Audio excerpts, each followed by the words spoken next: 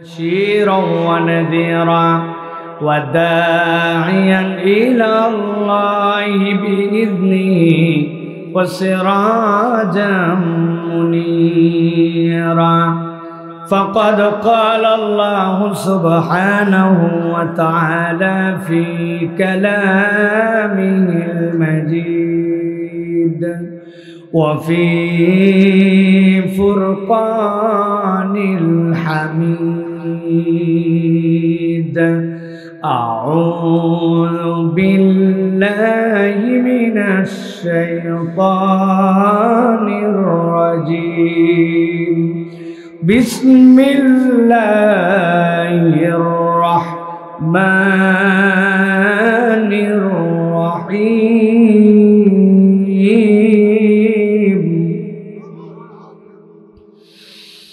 والذين جاءوا من بعدهم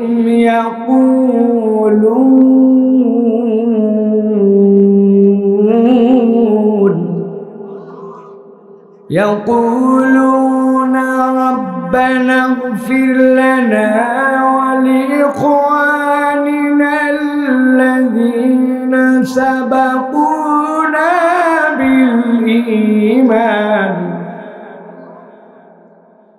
سبقونا بالإيمان ولا تجعل في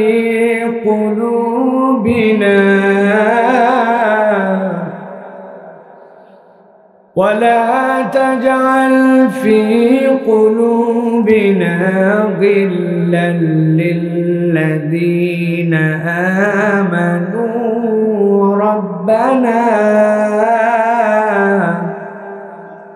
ربنا إنك رؤوف رحيم وقال الله سبحانه وتعالى آمرا ومخبرا إن الله وملائكته يصلون على النبي يا أيها الذين آمنوا صلوا عليه وسلموا تسليما اللهم صل على محمد وعلى آل محمد كما صليت على إبراهيم وعلى آل إبراهيم إنك حميد مجيد اللهم بارك على محمد وعلى آل محمد كما باركت على إبراهيم وعلى آل إبراهيم إنك حميد مجيد الحمد لله দুই দিন ব্যাপী ঐতিহ্যবাহী বাইতুল হুদা জামে মসজিদ আদমদিঘি চাটখইর বগুড়ার ইসাকের উদ্যোগের এই মাহফিলের আগত সম্মানিত সর্বস্তরের মেহমানবৃন্দর প্রতি আন্তরিক মোবারকবাদ জানাচ্ছি। একবার সালাম দিয়েছি, আরো একবার আপনাদের কাছে দোয়া পাওয়া এবং করার আশায় সালাম নিবেদন করি। আসসালামু আলাইকুম ওয়া রাহমাতুল্লাহ। আপনারা কেমন আছেন ভাইয়েরা? সবাই ভালো আছেন আপনারা? প্রিয় ভাইয়েরা, আপনারা টাইটেলে দেখেছেন মসজিদ ভিত্তিক আদর্শ গ্রাম গঠনের প্রচেষ্টায় আমাদের এই উদ্যোগ। বাংলাদেশে অনেক জায়গায় বড় টেক্সটাইল মিল আছে, মানুষজন পরিচয় দেয় আমার বাড়ি অমুক গার্মেন্টসের পাশে, অমুক টেক্সটাইল মিলের পাশে।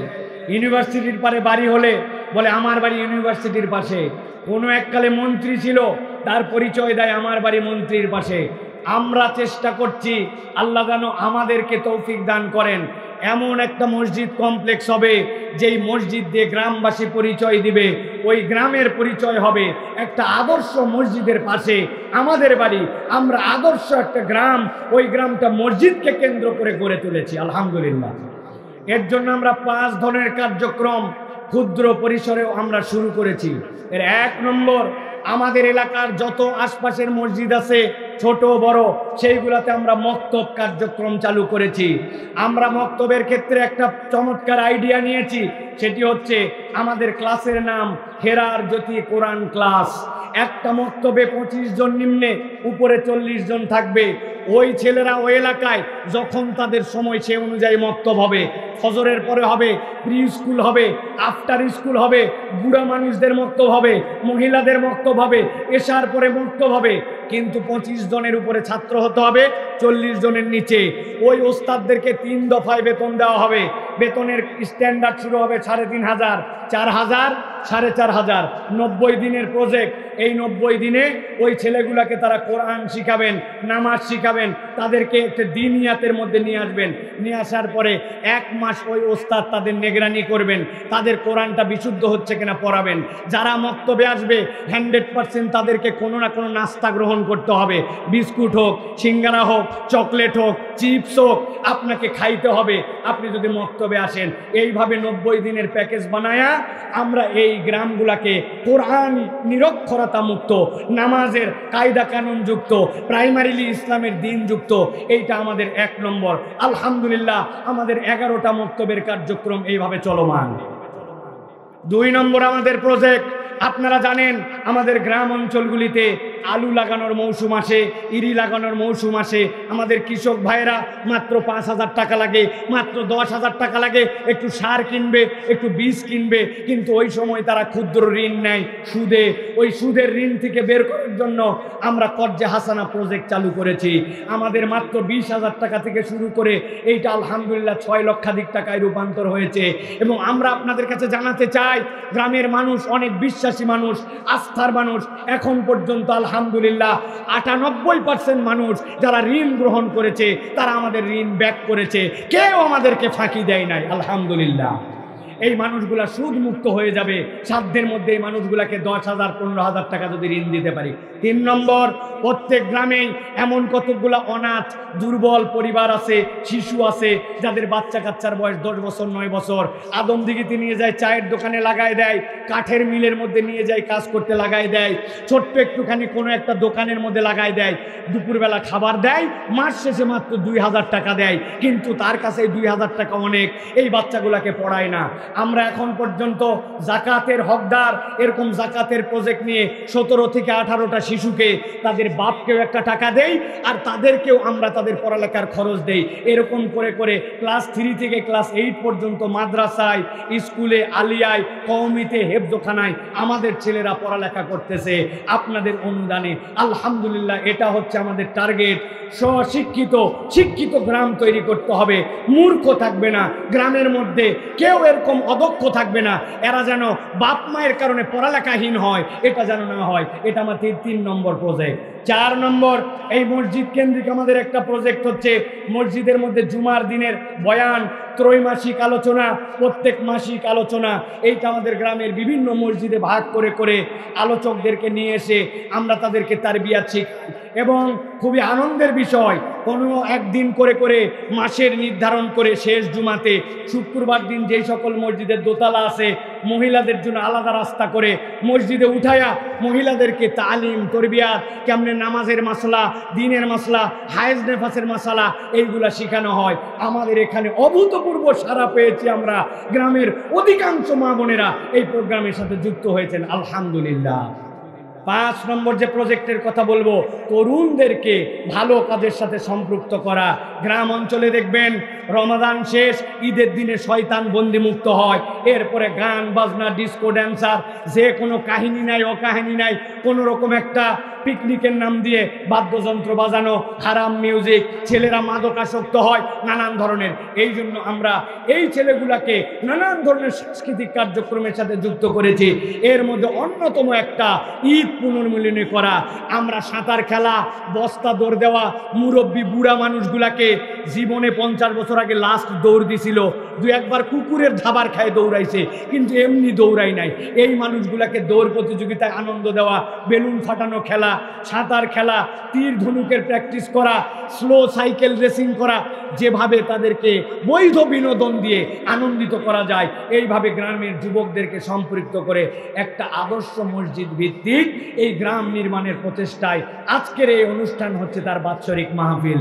আমি আপনাদের কাছে জানতে চাই, স্বনির্বন্ধভাবে যেই কথাগুলি বললাম, এইগুলা যদি আমাদের প্রত্যেক গ্রামের মসজিদ থেকে উদ্যোগ নেওয়া হয়, তাহলে আমাদের গ্রাম থেকে শুরু করে এই বাংলাদেশটা পরিবর্তিত হবে কিনা? আপনারা কি এই কার্যক্রমকে সমর্থন করেন? আপনারা কি এই কার্যক্রমকে সমর্থন করেন? আপনারা কি দিকে দিকে এই বার্তা দিয়ে আপনাদের গ্রামগুলোতেও ক্ষুদ্র পরিসরেও এই কার্যক্রমগুলোকে শুরু করতে চান? ইনশাআল্লাহ আমরা আছি, ইনশাআল্লাহ আপনাদেরকে সহযোগিতা করব, সাপোর্ট করব। আপনারা যোগাযোগ করবেন, আপনাদের ছেলেদের সাথে পরামর্শ দিবে কিভাবে সংগঠন দাঁড় করাতে হবে, কিভাবে এই কার্যক্রমগুলো পরিচালিত করতে হয়। আমার খুব আফসোস ভাই, যে আমাকে দেখে আমি যে কি পরিমাণ পেরেশানির মধ্যে আছি, আমার সাথে দেখা করলেই বলে একটা কথা, বাবা কেমন আছো, আমার একটা ওয়াজ লাগবে। এছাড়া আমার সাথে আর কোনো কথা নাই। একজন বলল না, বাবা এরকম কার্যক্রম আমার গ্রামে কেমনে করব, আমার মসজিদে কেমনে করব, প্ল্যানগুলা কি বাবা? কেউ না ভাই, একমাত্র জিজ্ঞাসা করবে একটা ডেট লাগবে, আর আমি বলি আমার ডেট আগামী 1-2 বছর নাই। মুখটা কালো করে চিন্তা করবে, ভাব বেশি হয়ে গেছে, একটা ডেটের জন্য আসলাম, দিল না। এই জন্য আমার এখন গ্রামে প্রিয় মানুষ কম, অপ্রিয় মানুষ বেশি। কারণ আমার গ্রামের ফুফাতো, চাচাতো, খালাতো, মামাতো, দাদাতো, অনেক দিকের ভাই ব্রাদার আছে, তার আত্মীয়, তার বিয়াই অমুক জেলায়, বলছে আমার গ্রামের ছেলে সাইফুল্লাহ, বললে দাওয়াত লিবে না। মানে আসার পরে বলছে আমার ফাঁকা নাই, ওনার মন খারাপ। ভাই একটা মাহফিল বছরে একবার হয়, কিন্তু আপনি যদি রুট লেভেল থেকে কাজ করে সমাজ বিনির্মাণ না করেন, এই একদিনের মাহফিল কিন্তু আমাদের সামগ্রিক প্রভাব বিস্তার করতে পারে না। প্রিয় ভাইয়েরা, আমি সময় সংক্ষেপ, আমি আর কয়েক মিনিট আপনাদের কাছে কথা বলবো। এখন আমি যে কথাগুলি বলবো, এটি হচ্ছে আমাদের নিজেদের আত্ম উন্নয়নের জন্য। একটা মানুষের জীবনে উত্তম আখলাক যদি না থাকে, চরিত্র যদি না থাকে, তাহলে ওই মানুষ বাহিরে যতই ফাঁপড় নিয়ে ঘোরাফেরা করুক, ওই মানুষের আসলে ভেতরের পরিবর্তন হয় না। আর ভেতর থেকে পরিবর্তন না হলে আসলে প্রকৃতার্থে আমরা মানুষ হতে পারি না, ঠিক কিনা? আমি আপনাদের কাছে সংক্ষিপ্ত সময়ে 5টা দিকের কথা বলবো, যে এই 5টা দিক যদি আমরা আমার লাইফের মধ্যে নিতে পারি, ইনশাআল্লাহ, আল্লাহ চাহে তো আমরা এক একজন উত্তম আখলাকওয়ালা মানুষ হব। আপনারা যদি প্রতিশ্রুতি দেন, ইনশাআল্লাহ শুনবো। সাধ্যের মধ্যে কোরআন হাদিস অসাধ্য নয়, আল্লাহ সহজ করেছেন। আমরা আমাদের জীবনে এটা বাস্তবায়ন করার চেষ্টা করব। যদি বলেন ইনশাআল্লাহ আমিন, তাহলে আমি আপনাদেরকে বলবো ইনশাআল্লাহ। কারা কারা রাজি আছেন? 2 হাত উঁচু করেন, শক্ত করে তোলেন, একটু ডানে বামে একটু নড়াচড়া দেন। এবার হাত দুটো সোজা করেন একটু, এবার গলাটা একটু পরিষ্কার দেন। হয় নাই, ভালো করে পরিষ্কার দেন। আশপাশে যারা আছে আমরা তাদেরকে লাস্ট ওয়ার্নিং দিলাম, আপনারা মেহেরবানি করে দয়া করে মাঠের মধ্যে চলে আসেন। আপনারা সকলে হাতগুলো উঁচু করেন, ইনশাআল্লাহ। করছেন সবাই? গলা পরিষ্কার হয়েছে? এবার হাতটা বুক বরাবর নেন, এই বরাবর। এবার আকাশ বাতাস মুখরিত করে একটা তাকবীর দিতে চাই। স্বেচ্ছাসেবক ছাড়া অথবা স্বেচ্ছাসেবক দায়িত্ব না থাকলে তোমরাও বসো, কেউ মাঠে দাঁড়ায় থাকতে পারবেন না, বসেন প্লিজ। আপনাদের আমি ছোট ভাই হিসাবে, কারো বা ভাতিজা হিসাবে অনুরোধ করলাম, বসেন আপনারা। আর ওই যে দূরে যারা বসে আছেন, ভিতরে চলে আসেন। হাত রেডি করছেন সবাই? রাস্তায় কারা দাঁড়ায় আছে স্বেচ্ছাসেবকরা দেখো, সবাই রেডি? একটা তাকবীর দিবেন, আমি 10 মিনিটের মধ্যে 5টা পয়েন্ট শেষ করব। রেডি আছেন সবাই? আসমান জমিন মুখরিত করে এরকম তাকবীর আগে দেন নাই, এরকম একটা তাকবীর দিতে হবে। পারবেন ইনশাআল্লাহ? পারবেন তো সবাই? দেখে একটা তাকবীর দেন। লিল্লাহে তাকবীর, লিল্লাহে তাকবীর। আল কোরআনের আলো, আল হাদিসের আলো, আল কোরআনের আলো। তোমার নেতা আমার নেতা, তোমার নেতা আমার নেতা। আলেম ওলামা যেখানে, আল্লাহর আইন যেখানে। লিল্লাহে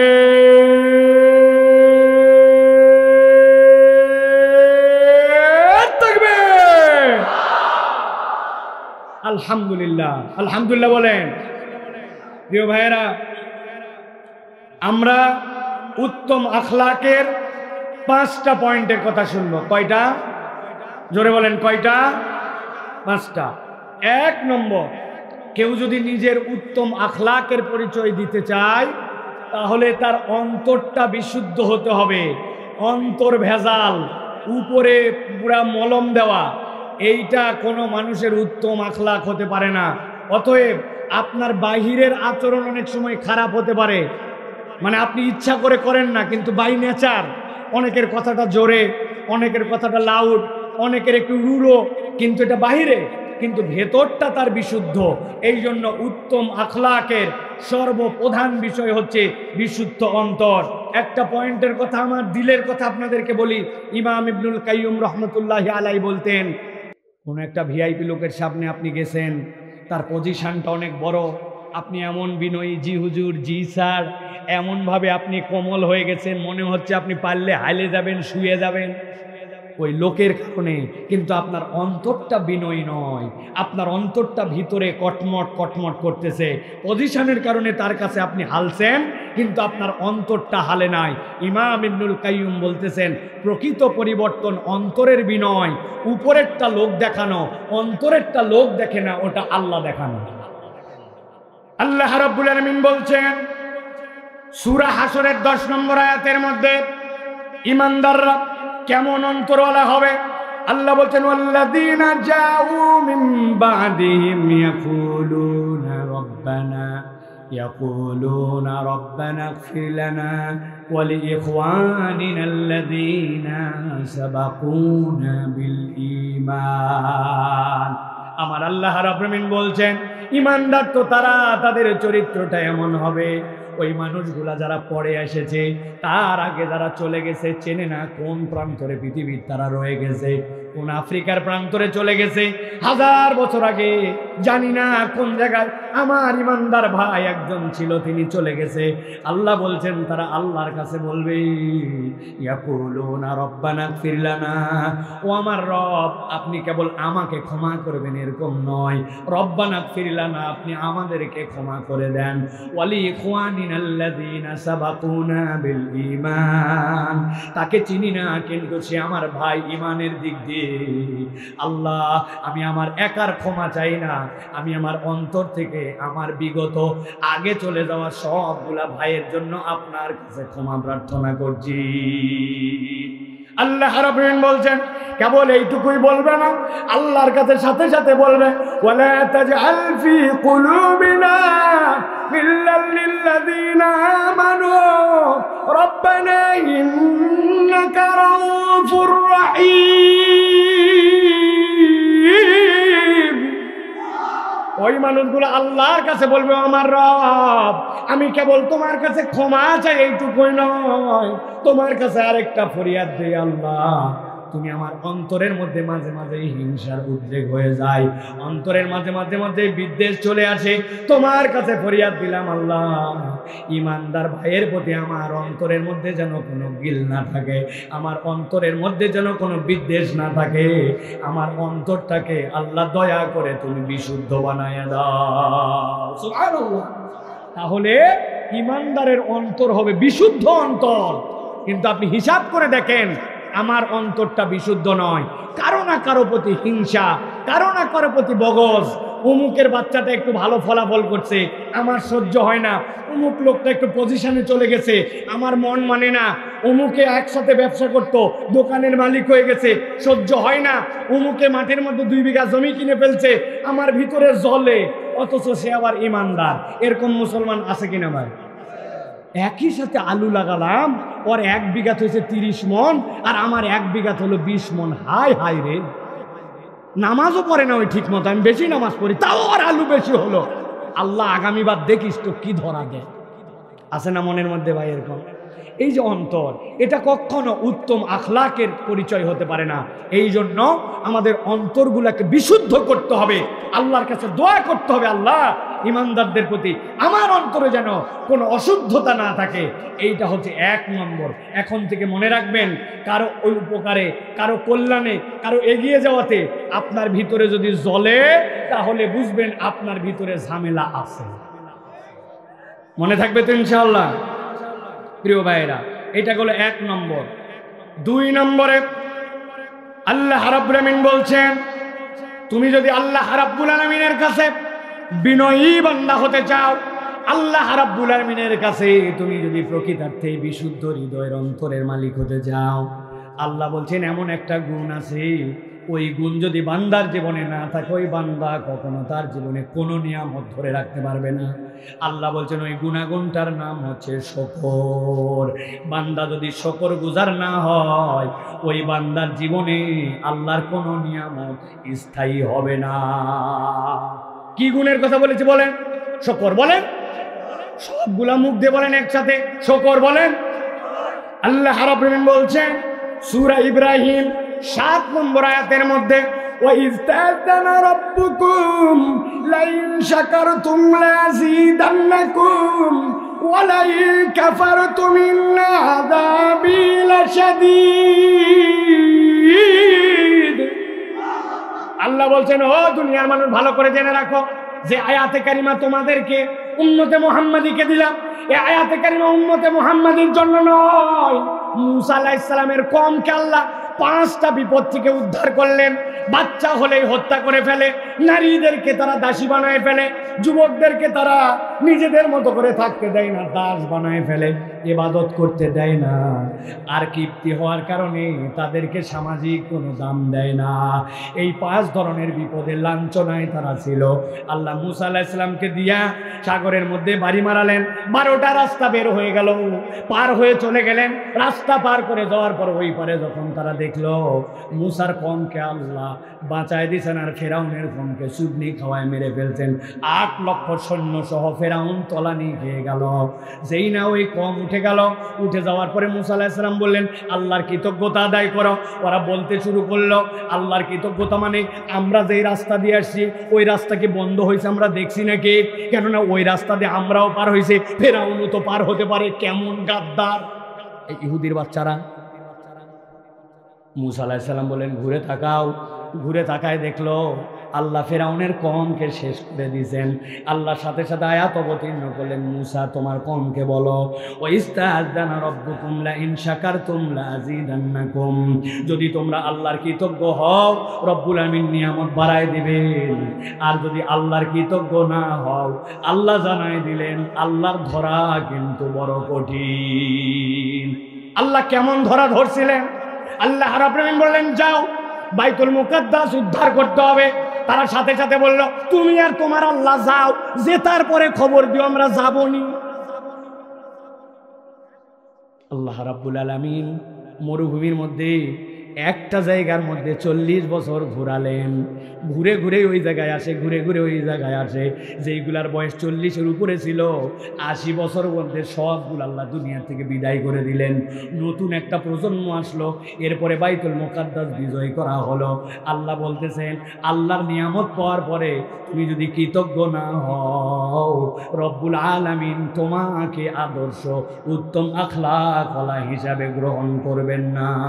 আপনি আমি হিসাব দেখেন, আল্লাহর নিয়ামতের সাগরে হাবুডুবু খাওয়ার পরেও আমরা রব্বুল আলামিনের প্রতি কৃতজ্ঞ নই। 10-এর মধ্যে ভালো করে খেয়াল করেন।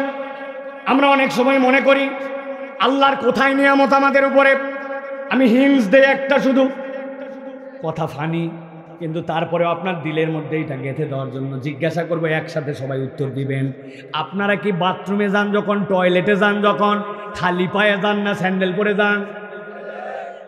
আপনার বাড়ির থেকে বউ একদিন বলছে শোনো মুরইলে বাজার করতে গেছো, আদম দিকে দুধ চাইছি, আসার সময় একটা স্পঞ্জ স্যান্ডেল এনো। কার আবার স্যান্ডেল ছিল?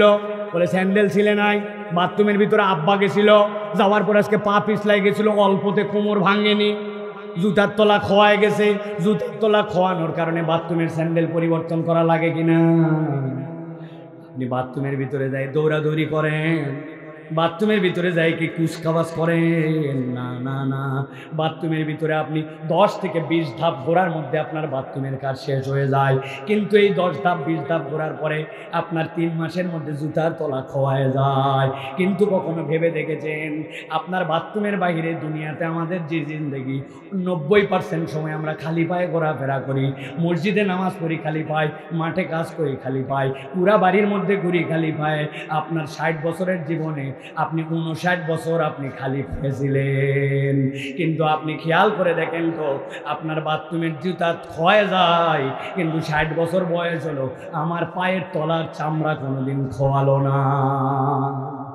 বলেন, ভালো করে বুঝে থাকলে বলেন, যেই মুরব্বীর 60 বছর বয়স যদি পায়ের তলার চামড়া খোয়াই যেত, ওই মুরব্বীর আশা লাগতো না উনার কাল্লা আজকে মাঠে আসতো? কথা বলেন। আমার আল্লাহর প্রতি আমার কৃতজ্ঞতা নাই, আমি আমার রবকে খুঁজে পাই না। আল্লাহ বলছেন বান্দার কিছু খোঁজা লাগবে না, আপনার বাড়ির দ্বারে খোঁজ নিয়ে দেখেন 3 প্রজন্ম 4 প্রজন্ম, এই যে আমাদের থেকে মাত্র 200 হাত দূরে প্রজন্মের পর প্রজন্ম ইসলামে আসতে পারে না। 4 পুরুষ 5 পুরুষ পার হয়ে গেল, আর 100 গজ ফাঁকে আমার বাড়ি। আমি ইমানদারের ঘরে জন্মগ্রহণ করলাম, আমি দুনিয়ায় এর কোনো নিয়ামত যদি নাও পাই, আমি যে ইমানদারের ঘরে জন্মগ্রহণ করেছি, ইমানের দৌলত পেয়েছি, এর থেকে বড় নিয়ামত আর কিছু না। জীবনে কোনোদিন বলছেন আল্লাহ তুমি আমাকে ইমানদার বানিয়েছ, আল্লাহ এই জন্য তোমার কৃতজ্ঞতা, আলহামদুলিল্লাহ। আলহামদুলিল্লাহ তো বলি আমরা, ওরে বারে গতি রে গতি, আলহামদুলিল্লাহ 1 মিনিটে 100 বার শেষ। অথচ আলহামদুলিল্লাহ ভেবে বলতেন আল্লাহ ইমান দান করছে আলহামদুলিল্লাহ, আমার বাপ আছে আলহামদুলিল্লাহ, আমার মা আছে আলহামদুলিল্লাহ। কত মিসকিন মসজিদের সামনে এসে হাত পেতে থাকে, আমি গরিব হতে পারি কিন্তু আমি ভিক্ষুক নই, আমি হাতটা 2 টাকা দিয়ে হলে উপর দিকে করি আলহামদুলিল্লাহ। খুঁজে খুঁজে আলহামদুলিল্লাহ বলেন। মানুষ যদি শুকরিয়া না করে ওই মানুষ উত্তম মানুষ হতে পারে? তাহলে 1 নম্বর বলেছি বিশুদ্ধ হৃদয়, 2 নম্বর বলেছি শুকরগুজার, মনে থাকবে তো ইনশাআল্লাহ। 3 নম্বরে দয়া। মানুষের মধ্যে যদি দয়া না থাকে, মানুষ যদি রূঢ় হয়ে যায়, ক্রুয়েল হয়ে যায়, মানুষ যদি হার্ড হয়ে যায়, ওই মানুষ কখনো প্রকৃত মানুষ হতে পারে না। আল্লাহ দয়ার কথা কিভাবে বলছেন খেয়াল করেন। সূরা বনী ইসরাঈলের 24 নম্বর আয়াত সকলেই জানেন। আল্লাহ বলছেন ওয়াকফিদ লাহুমা জানাহাযুল্লি মিনার রাহমা ওয়া কুর রাব্বিরহামহুমা কামা রব্বায়ানি সগীরা। মানুষ পাখি নয়, কিন্তু আল্লাহ বলছেন তুমি তোমার পিতামাতার জন্য এমন সদয় হও। পাখি মুরগি যেরকম ডানা দিয়া তার বাচ্চাগুলাকে বুকের মধ্যে ঢুকায় নেয়, তুমি তোমার পিতামাতার জন্য এরকম ডানা প্রসারিত দয়াময় হয়ে যাও। সুবহান আল্লাহ বলছেন ওয়া কুর রাব্বিরহামহুমা কামা রব্বায়ানি সগীরা। আমার আব্বা বেঁচে আছেন, আমার আম্মা বেঁচে আছে, আমার আম্মা আমার বাড়ি থেকে বসে বসে আমার ওয়াজ শুনে।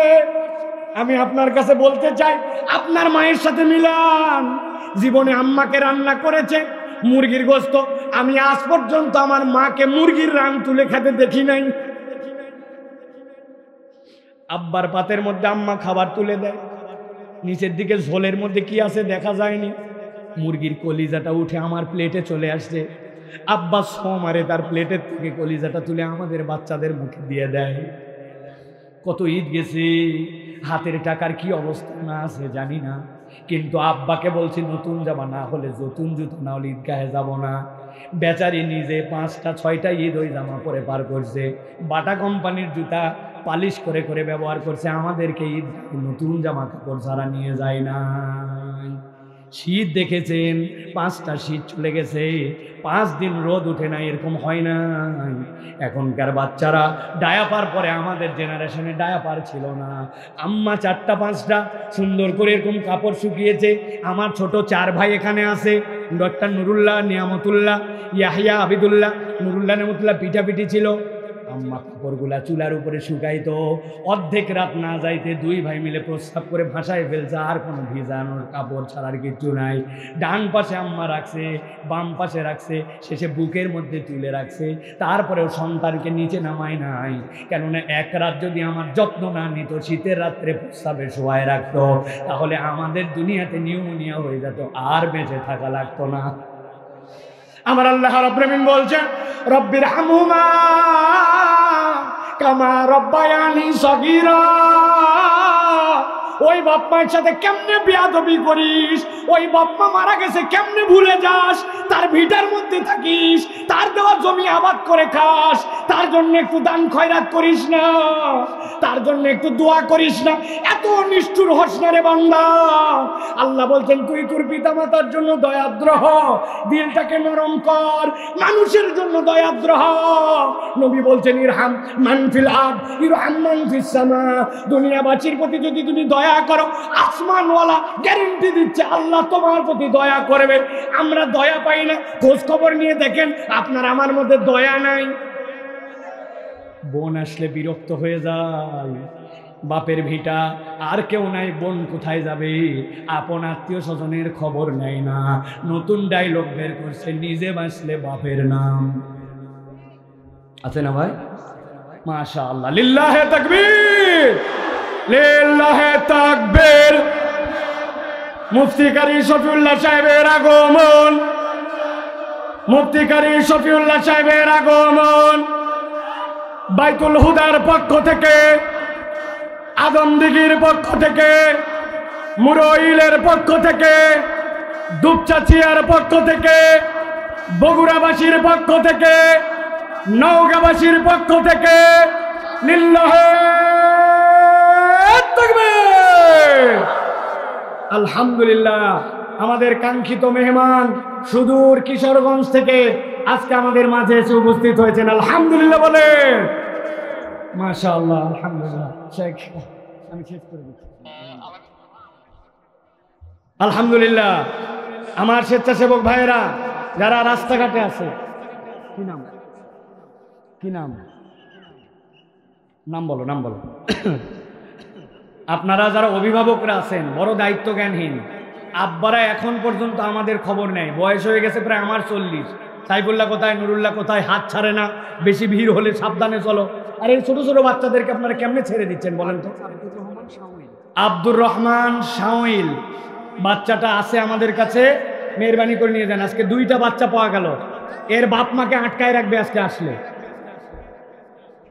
ওর আব্বার নাম কি শোনো? মাশাআল্লাহ, আমাদের শেখ চলে আসছেন, আমি আর 1 মিনিট কথা বলবো না। আলহামদুলিল্লাহ। আর কয়টা পয়েন্ট বাকি আছে? কয়টা বলছি? 2টা বলতে লাগবে 1 মিনিট, শেষ। তাহলে 1 নম্বর পয়েন্ট কি বলেছি আপনাদের কাছে, কে বলতে পারে? বিশুদ্ধ হৃদয়। 2 নম্বর কি বলেছি? শুকর। 3 নম্বর কি বলেছি? দয়া। কি বলেছি? দয়া। 4 নম্বরে যেইটা লাগবে সেটা হচ্ছে লজ্জা। কি বলছি? লজ্জা আছে যার, হায়া শরম আছে যার, দুনিয়ায় সব আছে তার, হায়া নাই যার, কিচ্ছু নাই তার। ঠিক কিনা ভাই? কোটি কোটি টাকার মালিক মাথা নষ্ট হয়ে ল্যাংটা হয়ে ঘুরে, তাহলে ওকে কি কোটিপতি বলবেন না ল্যাংটা বলবেন? বুঝে বলেন। হেভি সুন্দর দেখতে, কিন্তু পোশাক আশাক খারাপ, ওকে সুন্দরী বলবেন না বেহায়া বলবেন? ভালো করে বুঝে নেন। আল্লাহ বলছেন, কুল্লিল মুমিনিনা ইয়াগুদ্দু মিন আবসারিহিম, ইমানদাররা চোখ সামলাও। যেই লোককে আল্লাহ চোখ সামলাতে বলেন, সেই লোকের তলে কেইসা লজ্জা হওয়া লাগবে। তার মানে চক্ষু লজ্জা যে বলি, এটা কোরআনের কনসেপ্ট। আপনার আমার চক্ষু লজ্জা থাকতে হবে, লজ্জা ছাড়া মানুষ হতে পারে না। আমাদের অনেকেই এখন বেহায়া, দরজার ভিতরে ঢুকে বলে বাড়িতে কেউ আসেন, তুমি তো ঢোকাই বাদ দেওনি, বলতেছে ও দরজা খোলা ছিল তো আমি ঢুকে পড়ছি। বাবা বাবা, আপনি তো আদবই জানেন না, সিস্টেমই জানেন না। তাহলে লজ্জা আপনার লাগবে। লজ্জা ইমানদারের অন্যতম গুরুত্বপূর্ণ অনুষঙ্গ। সর্বশেষ যেটা বলবো প্রিয় ভাইয়েরা, প্রত্যেক মানুষের জীবনে আল্লাহ ভীতি লাগবে। আল্লাহকে ভয় না করলে সিসি ক্যামেরা দিয়ে কাজ হয় না। সিসি ক্যামেরা এদেশে চোর বাড়াইছে, আগে ছিল চোর, ডাকাত বানাইছে ডাকাত। আপনি মনে করেন না প্রযুক্তি দিয়ে আপনি দুর্নীতি ঠেকাবেন, সম্ভব নয়। আমি পাসপোর্ট করতে গেছিলাম, দোতলায় অনেকক্ষণ ঘুরাইছে, যাওয়ার আগে আমাকে বলছে প্রস্তুতি নিয়ে যাবেন। প্রস্তুতি মানে কলম কাগজ না, প্রস্তুতি মানে মাল। আমি মাল নিয়ে গেছি কিন্তু খাই না, খালি ঘুরাই। অনেকক্ষণ ঘুরানোর পরে আমার মেজাজ খারাপ, টাকাও খায় না, কাজও করে না। খানিকক্ষণ পরে বলছে নিচে চলেন। দোতলার থেকে যখন নিচতলায় আসতেছি, এক ধাপ সিঁড়ি পার করে একটা ল্যান্ডিং, ওই ল্যান্ডিংয়ের ওই জায়গায় আসার পরে বলতেছে টাকা দেন। বললাম এই ব্যাক কল, এতক্ষণ ঘুরালি, টাকা নেওয়ার জন্য আমি রেডি আছি, এত ঘুরাই এই জায়গায় কেন টাকা নেন? বলে হুজুর রাগ করেন না, আমরা চেক করে দেখেছি এই বিল্ডিংটি সিসি ক্যামেরা নিয়ন্ত্রিত, তবে এই জায়গাটা খালি ধরে না। তো যেই জায়গা ধরে না ওই জায়গায় টাকা খায়। তার মানে সিসি ক্যামেরার ভয়ে এই দেশকে পরিবর্তন করা সম্ভব নয়। দেশকে পরিবর্তন করলে একমাত্র আল্লাহ ভীরু জাতি বানাতে হবে, ঠিক কিনা? আল্লাহ আমাদেরকে তৌফিক দান করুক। হাদা মা ইনদি ওয়াল ইলমু ইনদাল্লাহ।